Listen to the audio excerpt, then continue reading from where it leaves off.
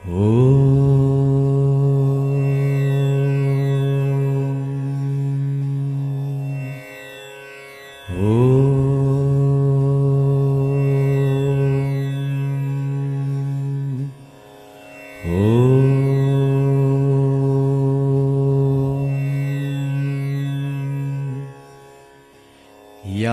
कुन्देन्दुतुषारहारधवला या शुभ्रवस्त्रावृता या वीणाम्बरदण्डमण्डितकरा या श्वेतपद्मासना या ब्रह्माच्युतशङ्करप्रभृतिभिर्देवैः सदा वन्दिता सा मा पातु सरस्वती भगवती निःशेषजाड्यापहा।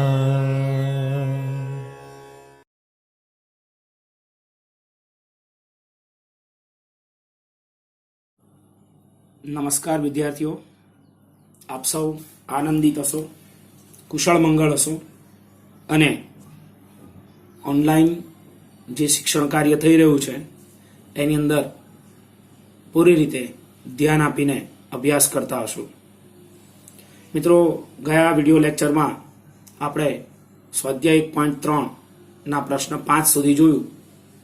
ત્યાંથી આપણે આગળ વધીએ. પ્રશ્ન નંબર 6 રકમમાં મિત્રો ધ્યાન આપજો, જેમાં પી અને ક્યુ ને એક સિવાયનો કોઈ સામાન્ય અવયવ ન હોય, એક સિવાયનો કોઈ સામાન્ય અવયવ ન હોય પી અને ક્યુ બંનેમાં, તથા જેની દશાંશ અભિવ્યક્તિ કેવી હોય? શાંત હોય. શાંત હોય એટલે પોઈન્ટ પછી આંકડા આગળ વધશે નહીં, કોઈ જગ્યાએ અટકી જશે.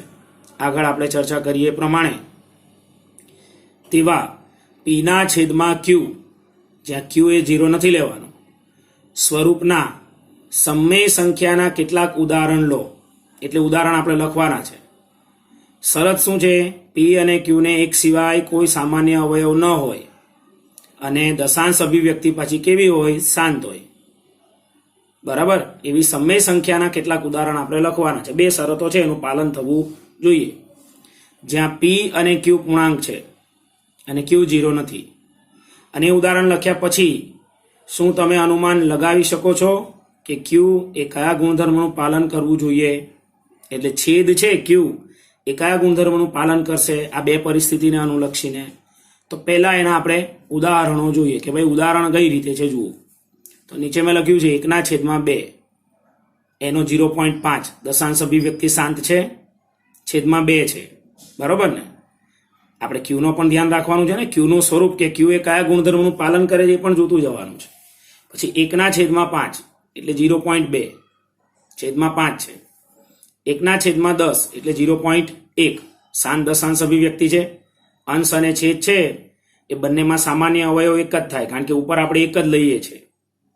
10 0.1, 1/4 એટલે 0.25, 1/8 ભાગાકાર કરો તો 0.125, 1/25 0.04, 1/20 0.05, 1/50 0.02 વગેરે. આવા બહુ બધા ઉદાહરણ તમે તમારી જાતે લખી શકો. હવે આ બધા જ એવા ઉદાહરણ છે કે જેમાં દશાંશ રૂપણ શાંત છે. બરોબર? હવે પ્રશ્ન એ ઉપસ્થિત થાય કે છેદનો જે સ્વરૂપ છે ક્યુ એ કેવું છે એ સમજવાનું છે. છેદનું જે સ્વરૂપ છે ક્યુ એ કેવું છે એ આપણે સમજવાનું છે. તો જો અહીંયા અવયવ 2 હતો અવિભાજ્ય, અહીંયા 5. 10 ના તમે અવિભાજ્ય અવયવ પાડો તો 2 ગુણ્યા 5, 4 ના તો 2 નો વર્ગ, 8 2 નો ઘન, 25 5 નો વર્ગ, 20 તો 2 નો વર્ગ ગુણ્યા 5, 5 ચોક 20 થાય ને, અને 50 તો 5 નો વર્ગ ગુણ્યા 2. એટલે બધાના છેદમાં અવયવ 2 અને 5 જ આવે છે. 2 ની અમુક ઘાત આવે છે, 5 ની અમુક ઘાત આવે છે, પણ અવયવ કયો આવે છે? 2 અને 5. એટલે ક્યુ છે ને, ક્યુ જે છેદ છે એનું સ્વરૂપ 2 અને 5ના અવયવ વાળું હોવું જોઈએ, તો જ એની દશાંશ અભિવ્યક્તિ શાંત મળે. મિત્રો, આ 10મા ધોરણમાં ફરીથી આવશે, એટલે સાંભળી લેજો બરાબર. એટલે જુઓ, નીચે મેં જવાબ લખ્યો છે કે ઉપરોક્ત ઉદાહરણ પરથી અનુમાન થઈ શકે છે કે સમમેય સંખ્યા પીના છેદમાં ક્યુની દશાંશ અભિવ્યક્તિ શાંત સ્વરૂપની ત્યારે જ હોય જ્યારે ક્યુ 2ની m ઘાત ને 5ની n ઘાત સ્વરૂપે હોય. એટલે અવયવ કોણ આવે છેદમાં? 2 અને 5. એ સિવાય છેદનો કોઈ અવયવ ન હોય. જો એ સિવાય છેદનો કોઈ અવયવ હોય તો દશાંશ અભિવ્યક્તિ શાંત ન મળે. વાક્ય મારું સમજાય છે? દશાંશ અભિવ્યક્તિ શાંત ન મળે. છેદ છે ક્યુ, એમાં અવિભાજ્ય અવયવ સ્વરૂપે 2 અને 5 બંને અથવા તો 2 માંથી કોઈ એક હોય તો જ દશાંશ અભિવ્યક્તિ શાંત મળે. સમજાય છે? આ ક્યુ વિશે ચર્ચા થઈ. હવે પ્રશ્ન 7 જોઈએ. પ્રશ્ન 7માં તો માત્ર એક ટૂંકો પ્રશ્ન છે. જેની દશાંશ અભિવ્યક્તિ અનંત અનાવૃત હોય તેવી 3 સંખ્યા લખો. તો એવી તો તમે કોઈ પણ લખી શકો. જુઓ, મેં અહીંયા લખી છે. આ સિવાયની તમારે લખવી હોય તમે ગમે એ લખી શકો. પણ લખાય કઈ રીતે? પેટર્ન જુઓ. ઘાત કઈ રીતે પડશે? 0.01, પછી 001, પછી 001, પછી 4 ટાઈમ્સ 01, 4 વાર 0 અને પછી 1. તો આગળ લખવું હોય તો 5 0 પછી 1. એ રીતે એકની જગ્યાએ 2 લખો તો 0.02, 002, 0002, 00002. આ રીતે આગળ વધ્યા કરે. એ રીતે 6 લખેલા છે. આપણે 5 પણ લખી શકાય લખવા હોય તો 0.06, 006, 0006, 00006. આ રીતે આગળ વધી શકાય. ખ્યાલ આવે છે મિત્રો? બરોબર. આવી તો તમે ઘણી બધી લખી શકો. આ તમે 3 જ લખી અને જાતે પણ પ્રયત્ન કરજો. એટલે આ પરીક્ષા માટે તમારા માટે સરળ મુદ્દો બનશે. જો મિત્રો, હવે પ્રશ્ન 8 જોઈએ. સમમેય સંખ્યાઓ 5ના છેદમાં 7 અને 9ના છેદમાં 11 ની વચ્ચે આવેલી 3 ભિન્ન અસમમેય સંખ્યાઓ શોધો. તો મિત્રો, અહીંયા 5ના છેદમાં 7 અને 9ના છેદમાં 11 વચ્ચે આવેલી 3 ભિન્ન અસમય સંખ્યા શોધવાની કીધી. તો એ સર આપણને કેવી રીતે ખબર પડે? એમાં તો અસંખ્ય સમય સંખ્યાઓ આવેલી હોય. તો પહેલી સંખ્યા આપણી પાસે કઈ છે? 5ના છેદમાં 7. એની દશાંશ અભિવ્યક્તિ આપણે લખવી પડે. તો દશાંશ અભિવ્યક્તિ માટે એનો શું કરવો પડે? ભાગાકાર. તો 7 અને અહીંયા 5. હવે ભાગ ના ચાલે, એની શૂન્ય, એટલે 50 લખ્યા મેં અહીંયા 0 પોઈન્ટ. અહીંયા વચ્ચે પોઈન્ટ લખવું પડશે 5.0. 5.0 બરોબર. 7 7 49, શેષ 1 વધે 0, 7 1 7, શેષ 3 વધે 0, 7 ચોક 28, શેષ 2 વધે 0, 7 2 14, શેષ 6 વધે 60, 7 8 56, શેષ 40, 4 વધે 0 મૂકીએ 40, 7 55 35, શેષ 5 વધે 5. તો અહીંયા 5 જ હતા ને. ફરી શેષનું રિપીટેશન થવા માંડ્યું એટલે ભાગફળમાં પણ રિપીટેશન થશે ને. હવે અહીંયા 7 આવી જાય, પછી 1 આવે, પછી 4 આવે, પછી 2 આવે, પછી 8 આવે, પછી 5 આવે. એટલે એનું જે દશાંશ નિરૂપણ છે 5ના છેદમાં 7 બરાબર 0.71428512 બરાબર. એટલે આ સમૂહનું રિપીટેશન થયા કરે.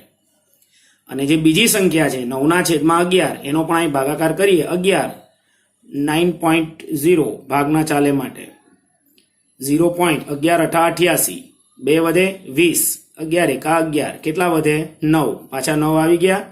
ફરીથી રિપીટેશન થવા માંડે. શેષનું પણ પુનરાવર્તન થાય ને ભાગફળમાં સંખ્યાનું પણ પુનરાવર્તન થાય. એટલે 9ના છેદમાં 11 બરાબર 0.8112. એટલે હવે આ બે સંખ્યાની વચ્ચે તમારે કોઈ સંખ્યા લખવાની. હવે 0.71 છે એટલે 72 થી ચાલુ કરો ને તો ચાલે. અને નાની એટલે 0.81 થી નાની લખવાની. એ કઈ રીતે લખવાની એ પણ હું તમને કહું. પહેલા આ ભાગાકાર તમને ખ્યાલમાં આવવો જોઈએ. બરોબર છે? ભાગાકાર કરતા તો બધાને આવડે જ છે. હવે જુઓ, મેં તમને કીધું 71 થી મોટી લખવાની તમારે. તો 73, 74, 75 એ રીતે લખી શકાય, પણ અસમય લખવાની છે. તો આગળનો જે દાખલો હતો એમાં આપણે જોયું કે ભાઈ આપણે 0 0 વચ્ચે લખતા હતા. તો જુઓ કઈ રીતે લખાશે આમાં. માંગેલ 3 અસમય સંખ્યા, મેં તમને કીધું 72 થી તમે ચાલુ કરી શકો, પણ આપણે 73 થી ચાલુ કર્યું. તો 0.73, પછી 1 0, 73 પછી 2 0, 73 પછી 3 0, તો હવે 73 પછી કેટલા 0 આવે? 4. આ રીતે તમે 74 લઈ શકો, 75 લઈ શકો. મેં 78 લીધી, જુઓ 0.78 પછી 0, 78 00, 78 000, પછી 78 પછી 4 વાર 0, 4 ટાઈમ્સ 0, પછી 79 લીધા છે, 80 લઈ શકો તમે અહીંયા લેવા હોય તો. 0.79 1 0 79 2 0 79 3 0, પછી 79 4 0. આ રીતે તમે વચ્ચેની કોઈ પણ સંખ્યા લઈ શકો, પણ મતલબમાં અસમય લખાવી જોઈએ. એટલે સંખ્યાનું પુનરાવર્તન થતું હોવું જોઈએ નહીં. વચ્ચે 0 જો વધતા જાય છે એટલે પુનરાવર્તન ન કહેવાય, જૂથનું પુનરાવર્તન ન કહેવાય. હા ભલે આમાં 73 આવે છે, પણ 0 વધતા જાય છે ને, એટલે એ સંખ્યાનું પુનરાવર્તન દર્શાવતું નથી. સમજાય છે મિત્રો? બરોબર. આ 3 અસમય સંખ્યા કઈ રીતે લખાશે ખ્યાલ આવે છે? પ્રશ્ન નંબર 9 જોઈએ. નીચેની સંખ્યાઓનું સમય અને અસમય સંખ્યાઓમાં વર્ગીકરણ કરો. મહત્વનો મુદ્દો છે, એક માર્કમાં પૂછાય એવો છે. નીચેની સંખ્યા સમય છે કે અસમય? આમ તો આગળ જોઈ ચૂક્યા છે આપણે 1.2 અને 1.1 માં પણ વિશેષ છે અહીંયા. વર્ગમૂળમાં 23 એ 23 છે એ અવિભાજ્ય સંખ્યા છે, એટલે એના કોઈ અવયવ નહીં પડે. એટલે વર્ગમૂળમાં 23 વર્ગમૂળ છે એટલે એ અસમય સંખ્યા છે. વર્ગમૂળમાં 225, તો વર્ગમૂળમાં 225 નું વર્ગમૂળ નીકળે, કેટલું નીકળે? 15.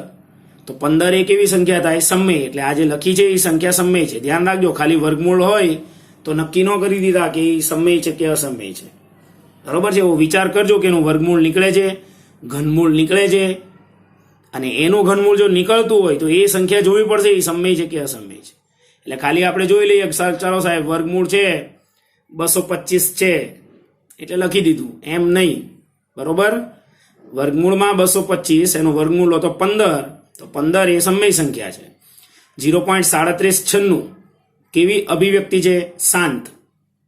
પોઈન્ટ પછી આંકડા આગળ નથી વધતા, અટકી ગયા ને અહીંયા 6 પછી, તો એ કેવી સંખ્યા થાય? સમય. પછી 7.4784 તો 478 એવું રિપીટ થયા કરે ને, તો 7.478 કેવી અભિવ્યક્તિ થાય? અનંત આવૃત રિપીટેશન થાય છે ને, જથ્થાનું પુનરાવર્તન થાય છે જૂથનું, તો એ સમય સંખ્યા છે. અને 1.10 100 100 14 ટાઈમ્સ 0, આ રીતે જો 0 વધ્યા કરે છે. તો આ કેવું નિરૂપણ થયું કહેવાય? આ કેવું નિરૂપણ થયું કહેવાય? બોલો બોલો. અનંત અનાવૃત. બરોબર? અને જે સંખ્યાનું નિરૂપણ, દશાંશ નિરૂપણ અનંત અનાવૃત હોય એ કેવી સંખ્યા હોય? અસમય સંખ્યા હોય. કેવી સંખ્યા હોય? અસમય સંખ્યા છે. ખ્યાલ આવે છે? અસમય સંખ્યા કોને કહેવાશે? બરોબર છે? સમજણ પડી દરેકને? બરાબર? તો આ રીતે આપણે વર્ગીકરણ કરી શકીએ સમય અને અસમય સંખ્યાઓનું. સ્વાધ્યાય 1.4 જોઈએ હવે. એનો એક જ દાખલો આપણે જોવાનો છે. બરોબર છે? ક્રમિક વિપુલ દર્શિતા પદ્ધતિથી સંખ્યા રેખા પર જે ચોક્કસ સંખ્યાઓ છે એ દર્શાવવાની વાત છે. ખાસ કરીને વાસ્તવિક સંખ્યાઓના નિરૂપણની વાત છે. અહીંયા કઈ સંખ્યા દર્શાવી છે આપણે? 3.765. પોઈન્ટ પછી કેટલા દશાંશ સ્થળ સુધી સંખ્યા દર્શાવી છે? 3. બરાબર ને? પોઈન્ટ પછી કેટલા દશાંશ સ્થળ સુધી સંખ્યા દર્શાવી છે? 3. તો બહુ ઈઝી છે, ધ્યાન આપજો. પહેલા તો એક રેખા દોરો. બરોબર છે? એના પર હવે અહીંયા 3 છે, 3 પોઈન્ટ છે, એટલે 3 પોઈન્ટ પછી આ સંખ્યા જુઓ, એટલે 3 કરતા તો આખી સંખ્યા કેવી થાય? મોટી થાય ને, કારણ કે 3 પોઈન્ટ પછી આંકડા છે. સમજો મારી વાત. એટલે 3 કરતા સંખ્યા મોટી થાય અને 4 કરતા નાની થાય, એટલે આ સંખ્યા કોની વચ્ચે આવે? 3 અને 4 ની વચ્ચે આવે. તો પહેલી એક રેખા દોરો, એના પર 1 સેન્ટીમીટરનો કાપો મારો. જો 1 સેન્ટીમીટર. પછી -2 થી શરૂઆત કરો. -2 -1 0 1 2 3 4 ને 5. 5 અટકી જાઓ. બરોબર છે? -1 0 1 2 3 4 અને 5. બરોબર ને? તો મિત્રો આ સંખ્યા 3 અને 4 ની વચ્ચે આવે છે, બરાબર છે? તો 3 અને 4 ની વચ્ચે આવે છે, તો અહીંયા મેગ્નિફાઇંગ ગ્લાસ મૂકીએ. મેગ્નિફાઇંગ ગ્લાસ એટલે બિલોરી કાચ.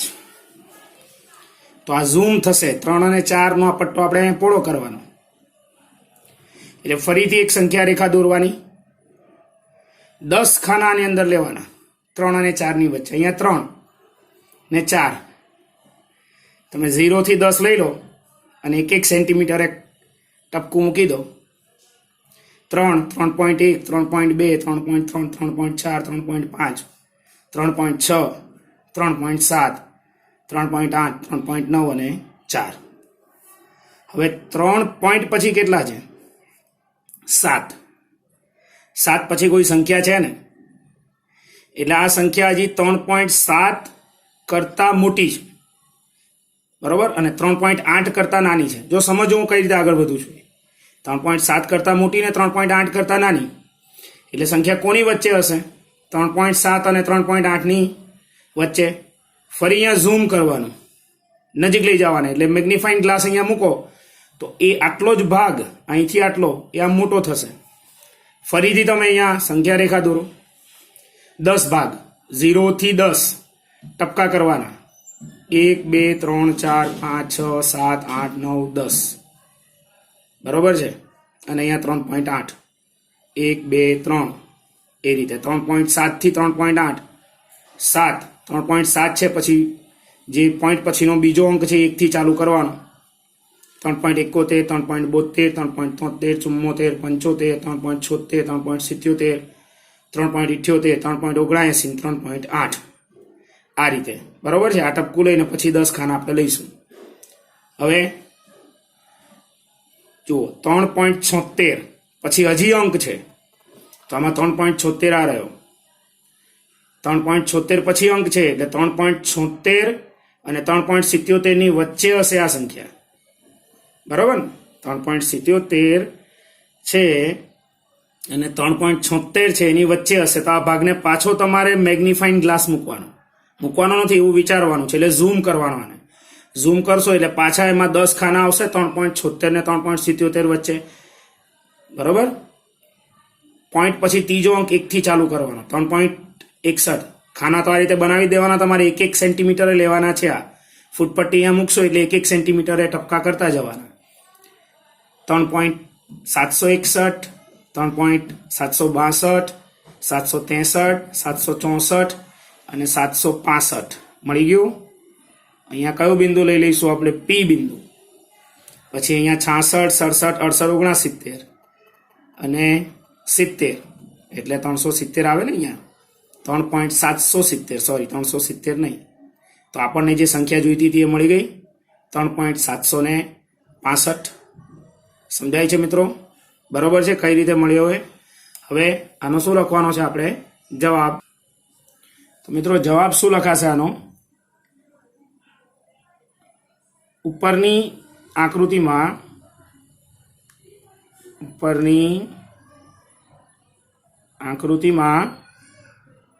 બિંદુ P સંખ્યા રેખા પર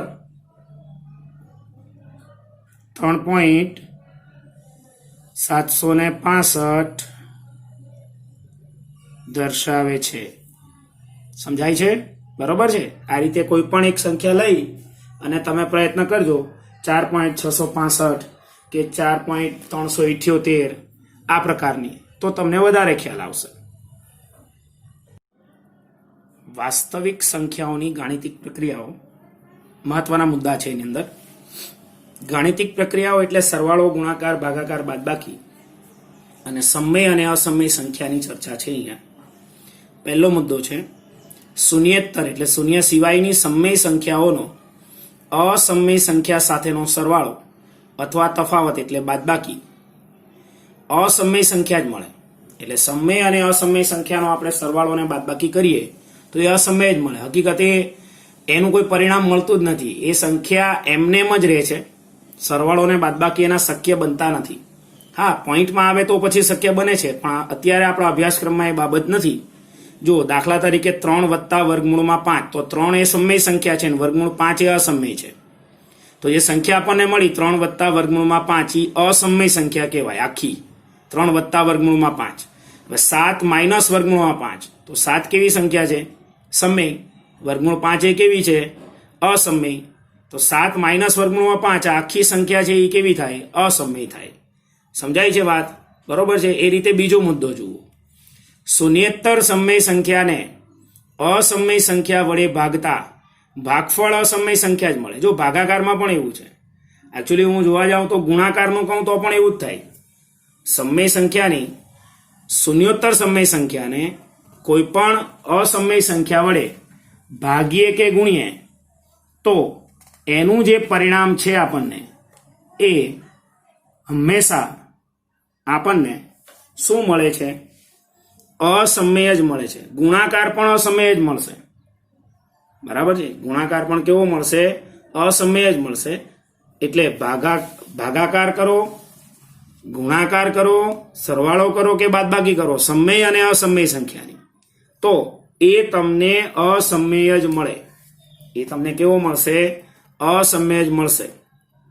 સરવાળો અથવા તફાવત, અને અહીંયા જો એક શબ્દ ઉમેરી દઈએ, અથવા ગુણાકાર. બરોબર છે? અહીંયા એક શબ્દ આપણે ઉમેરી દઈએ, અથવા ગુણાકાર. જો અહીંયા લખ્યું છે મેં, અથવા ગુણાકાર. બરાબર? તો પણ ગુણાકારનું ઉદાહરણ જોવું હોય તો પણ હું તમને બતાવી દઉં કે ભાઈ 5 ગુણ્યા વર્ગમૂળમાં 7. બરોબર છે? ચાલો, 5 ગુણ્યા વર્ગમૂળમાં 7, તો આ ગુણાકાર થઈ ગયો. તો એ પણ કેવો મળે છે? અસમય મળે છે ને. અને અહીંયા બીજા મુદ્દામાં ભાગાકારની વાત આવી ગઈ. એટલે શૂન્યોત્તર સમય સંખ્યાને અસમય સંખ્યા વડે ભાગતા ભાગફળ અસમય સંખ્યા મળે છે. એટલે 4 વર્ગમૂળમાં 2, 5 છેદમાં વર્ગમૂળમાં 7 એ બધું કેવું કહેવાશે? અસમય કહેવાશે. અને ત્રીજો અને અગત્યનો મુદ્દો, 2 અસમય સંખ્યાઓનો સરવાળો. જો બંને અસમય જ લેવાની, એનો સરવાળો તફાવત એટલે બાદબાકી, ગુણાકાર અથવા ભાગાકાર સમય સંખ્યા અથવા અસમય સંખ્યા હોઈ શકે. એટલે એનું નક્કી નહીં. 2 અસમય સંખ્યાનો તમે સરવાળો કરો, ગુણાકાર કરો, બાદબાકી કરો, ભાગાકાર કરો, તો એ સમય પણ મળે અને અસમય પણ મળે. ખ્યાલ આવે છે? એટલે ત્રણેય મુદ્દા અગત્યના છે. જો યાદ શું રાખવાનું? અસમય સંખ્યા અને સમય સંખ્યાનો સરવાળો, ગુણાકાર, ભાગાકાર, બાદબાકી એ અસમય સંખ્યા જ મળે. જ્યારે 2 અસમય સંખ્યાઓનો સરવાળો, ગુણાકાર, ભાગાકાર, બાદબાકી સમય પણ મળે અને અસમય પણ મળે. હવે ધન વાસ્તવિક સંખ્યાના n મૂળની વાત કરીએ. આમ તો n મૂળ વિશે બહુ નવી વાત આપણે નથી કરતા, આપણને ખબર જ છે, કારણ કે આપણે ઘાત અને ઘાતાંક નામનું ચેપ્ટર કયા ધોરણમાં ભણીને આવ્યા છીએ? 8મા ધોરણમાં ભણીને આવ્યા છીએ. એ ધન વાસ્તવિક સંખ્યા હોય તથા n પ્રાકૃતિક સંખ્યા હોય, એ ધન વાસ્તવિક સંખ્યા અને n પ્રાકૃતિક સંખ્યા હોય, તો એક અને માત્ર એક જ ધન વાસ્તવિક સંખ્યા x એવો મળે. કોઈ એવી સંખ્યા x મળે કે x ની n ઘાત બરાબર શું થાય? a. x ની n ઘાત બરાબર શું થાય? a. સમજો બરાબર? એ ધન વાસ્તવિક સંખ્યા હોય. n કેવી સંખ્યા લેવાની છે? પ્રાકૃતિક સંખ્યા. એટલે 0 તો નથી લેવાની. બરોબર છે? કોને 0 નથી લેવાની? n ને. તો એક અને માત્ર એક જ ધન વાસ્તવિક સંખ્યા, ધન અને પાછી વાસ્તવિક સંખ્યા લેવાની છે. x મળે જ કે જેથી x ની n ઘાત બરાબર એ થાય. x ને a નું ધન n મૂળ કહે છે. ધન પ્લસ n મૂળ કહે છે. n ઘાત છે એટલે એને કઈ રીતે લખાશે? x બરાબર n મૂળમાં a, જેવી રીતે આપણે વર્ગમૂળમાં 2 લખીએ છીએ ને. બરાબર? એટલે x અહીંયા બંને બાજુ આપણે n મૂળ લઈ લીધું એવું કહી શકાય. એટલે x બરાબર n મૂળમાં a.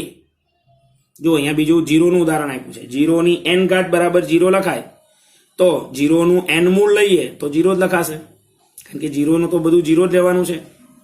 અને n એ પ્રાકૃતિક સંખ્યા છે. ખ્યાલ આવે છે મિત્રો? બરોબર? એટલે n મૂળ. હવે અહીંયા સંખ્યા ન હોય તો આપણે વર્ગમૂળ લખીએ છીએ, 3 હોય તો ઘનમૂળ લખીએ છીએ, 4 હોય તો ચતુર્થ મૂળ બોલીએ છીએ. એમ n હોય તો n મૂળ લખાશે. અને આ જે વર્ગમૂળનું ચિહ્ન છે એને સંકેતને કરણી ચિહ્ન પણ કહેવાય. આ તમારી જાણકારી માટે છે. કયું ચિહ્ન કહેવાશે? એને કરણી ચિહ્ન પણ કહેવાશે. હવે આને લગતા અગત્યના નિત્ય સમૂહ છે. એ નિત્ય સમૂહની વાત કરીએ, જે સૂત્રો જ છે હકીકતે, અને આગળ થોડા ઘણા આપણે શીખ્યા છીએ, જેની સમજૂતી આપણે મેળવીએ. વર્ગમૂળને લગતા કેટલાક નિત્ય સમૂહ. જો A, B, C, D ધન વાસ્તવિક સંખ્યાઓ હોય તો પહેલું વર્ગમૂળમાં AB બરાબર વર્ગમૂળ A ગુણ્યા વર્ગમૂળ B, બંનેને સ્વતંત્ર લખીએ છીએ. જો સમજો કે આ રીતે હોય. એક એક્ઝામ્પલ બાજુમાં હું તમને સમજાવું. વર્ગમૂળમાં 15 છે તો 15ના 2 ભાગ પડે, 5 તેરી 15. તો વર્ગમૂળમાં 5 ગુણ્યા 3 છે તો વર્ગમૂળમાં 5 ગુણ્યા વર્ગમૂળમાં 3, વર્ગમૂળ 5 ગુણ્યા વર્ગમૂળ 3 એટલે વર્ગમૂળમાં 15 આવશે ને. ખ્યાલ આવે છે મિત્રો? બરોબર છે. અને આનું ઊંધું સાચું છે. વર્ગમૂળમાં 5 ગુણ્યા વર્ગમૂળમાં 3 હોય તો 5 તેરી 15, વર્ગમૂળમાં 15 લખાય, કારણ કે આ નિત્ય સમ છે. પછી બીજું વર્ગમૂળમાં a ના છેદમાં b બરાબર વર્ગમૂળમાં a છેદમાં વર્ગમૂળમાં b, બંને અલગ અલગ લખાશે. સમજાય છે? જેમ કે વર્ગમૂળમાં 5 ના છેદમાં 3 હોય તો અંશમાં વર્ગમૂળમાં 5 છેદમાં વર્ગમૂળમાં 3. હવે નંબર 3 વર્ગમૂળમાં a પ્લસ વર્ગમૂળમાં b, બીજા કૌંસમાં વર્ગમૂળમાં a માઇનસ વર્ગમૂળમાં b. એકવાર વત્તા છે ને એકવાર ઓછા છે. આપણે નિત્યસમ શીખી ગયા. આ નિત્યસમ જ છે એક પ્રકારનો. a વત્તા b, બીજા કૌંસમાં a ઓછા b, તો બેવને ભેગા કરીએ તો a નો વર્ગ વત્તા b નો વર્ગ કરીએ છીએ ને, તો અહીંયા બેવને ભેગા જ કરીએ છીએ આપણે. વર્ગમૂળ a પ્લસ વર્ગમૂળ b, બીજા કૌંસમાં વર્ગમૂળ a માઇનસ વર્ગમૂળ b, તો બંનેના વર્ગ કરો તો વર્ગ અને વર્ગમૂળ દૂર થઈ જાય, એટલે જવાબ શું લખાશે? a minus b. આ વર્ગમૂળ કાઢી નાખવાના તમારે. a minus b. ચોથું પણ એ જ નિયમ પર કામ કરે છે. a વત્તા વર્ગમૂળ b, a માઇનસ વર્ગમૂળ b. હવે જો a પર વર્ગમૂળ નથી, દેખાય છે, અને b ઉપર વર્ગમૂળ છે, એટલે a નો વર્ગ થશે જવાબમાં. a નો વર્ગ વચ્ચે માઇનસ આવશે, અને વર્ગમૂળમાં b છે એનો વર્ગ કરો એટલે b જ થાય, વર્ગમૂળ નીકળી જશે. વર્ગ અને વર્ગમૂળ દૂર થઈ જાય એવી વાત આપણે આગળ કરી હતી. એટલે એનો જવાબ લખાશે a નો વર્ગ માઇનસ b. એ પછી નંબર 5 વર્ગમૂળમાં a પ્લસ વર્ગમૂળમાં b, બીજા કૌંસમાં વર્ગમૂળમાં c પ્લસ વર્ગમૂળ d. આપણે કૌંસ છોડીએ છીએ તો વર્ગમૂળ a નો ગુણાકાર કોની સાથે કરવાનો? વર્ગમૂળ c સાથે. તો વર્ગમૂળ a ગુણ્યા વર્ગમૂળ c વર્ગમૂળ ac. પછી પ્લસ તો પ્લસ વર્ગમૂળ a ગુણ્યા વર્ગમૂળમાં d વર્ગમૂળમાં a ગુણ્યા d. ચાલો વર્ગમૂળ a નું પતી ગયું બંને સાથે ગુણાકાર. હવે વર્ગમૂળ b લો તો વર્ગમૂળ b ગુણ્યા વર્ગમૂળ c એટલે પ્લસ b ગુણ્યા c વર્ગમૂળમાં bc. આ પ્લસ છે, આ પણ પ્લસ છે એટલે અહીંયા પ્લસ. વર્ગમૂળ b ગુણ્યા વર્ગમૂળ d તો b ગુણ્યા d વર્ગમૂળમાં bd. સમજાય છે? કૌંસ છોડીએ છીએ. વર્ગમૂળ a નો ગુણાકાર આ બંને પદ સાથે કરવાનો, અને પછી વર્ગમૂળ b નો ગુણાકાર આ બંને પદ સાથે કરવાનો. અને છઠ્ઠો નિત્યસમ, એમાં બે ભેગા લઈ લીધા છે. અમે વચ્ચે એક નિશાની પ્લસ ઓર માઇનસ લખી છે, પ્લસ અને માઇનસ. વર્ગની રીતે આપણે વિસ્તરણ કરીએ ને એ જ વસ્તુ છે. વર્ગમૂળમાં a પ્લસ ઓર માઇનસ વર્ગમૂળમાં b આખાનો વર્ગ, તો પ્રથમ પદનો વર્ગ એટલે વર્ગમૂળ a નો વર્ગ પ્લસ ઓર માઇનસ લખવાનો અહીંયા છે, એટલે 2 ગુણ્યા પહેલું પદ ગુણ્યા બીજું પદ વર્ગમૂળ a ગુણ્યા વર્ગમૂળ b, ને પ્લસ બીજા પદનો વર્ગ એટલે વર્ગમૂળ b નો વર્ગ. વર્ગ અને વર્ગમૂળ દૂર થાય, હમણાં જ મેં વાત કરી, એટલે અહીંયા a લખાશે. વત્તા ઓછા 2 આ બંનેનો ગુણાકાર એટલે વર્ગમૂળમાં ab, અને વત્તા વર્ગ અને વર્ગમૂળ દૂર થાય એટલે b લખાશે. તો નિત્યસમો અગત્યના છે, બરોબર છે, જેનો ઉપયોગ કરી આપણે દાખલા ગણવાના છે. હવે છેદનું સમયકરણ, આ મુદ્દો પણ અગત્યનો છે. આના આધારે એક દાખલો પરીક્ષામાં હોય કે ભાઈ છેદનું સમયકરણ કરો. હવે એટલે શું? તો જ્યારે કોઈ અભિવ્યક્તિ એટલે કોઈ પણ સંખ્યા લખી હોય એના છેદમાં વર્ગમૂળ વાળું પદ હોય. કયું પદ હોય? વર્ગમૂળ વાળું એટલે છેદમાં વર્ગમૂળમાં 5, વર્ગમૂળમાં 3, વર્ગમૂળ 5 માઇનસ 7 આવા પદો હોય, તો જેનો છેદ એક સમય સંખ્યા હોય તેવી સમતુલ્ય અભિવ્યક્તિમાં તેને રૂપાંતરિત કરવાની વાત છે. એને પદ્ધતિને છેદનું શું કહેવાય? સમયકરણ કહેવાય. એ સંખ્યાને શેમાં રૂપાંતરિત કરવાની તમારે? જેનો છેદ કેવો થઈ જતો હોય? સમય. અને એને છેદનું સમયકરણ કહેવાય. તો સર એ કેવી રીતે થાય? પહેલા એ સમજણ પડી સમીકરણ એટલે શું. જો એક ટૂંકું એક્ઝામ્પલ લઈને હું તમને સમજાવું. 1/2 છે તો આ જુઓ છેદમાં અસમય સંખ્યા છે. અસમય સંખ્યા છે એની જગ્યાએ સમય આવી જવી જોઈએ. તો આના માટે શું કરવું પડે? તો કાંઈ નહીં, વર્ગમૂળ 2 છે એના સમયકારક અવયવ વડે એને ગુણવું પડે અંશ અને છેદમાં. તો જો મેં અહીંયા નીચે લખ્યું છે વર્ગમૂળ 5 ને વર્ગમૂળ 5 નો સમયકારક અવયવ કહેવાય. તો વર્ગમૂળ 2 ને નો સમયકારક અવયવ વર્ગમૂળ 2 જ કહેવાય. એટલે ઉપર નીચે વર્ગમૂળ 2 વડે મેં ગુણી દીધું, બે જગ્યાએ ગુણ્યો. વર્ગમૂળ 2 ગુણ્યા 1 એટલે વર્ગમૂળમાં 2 આવ્યો, ને વર્ગમૂળ 2 ગુણ્યા વર્ગમૂળ 2 એટલે કેટલા થઈ જાય? 2 થઈ જાય.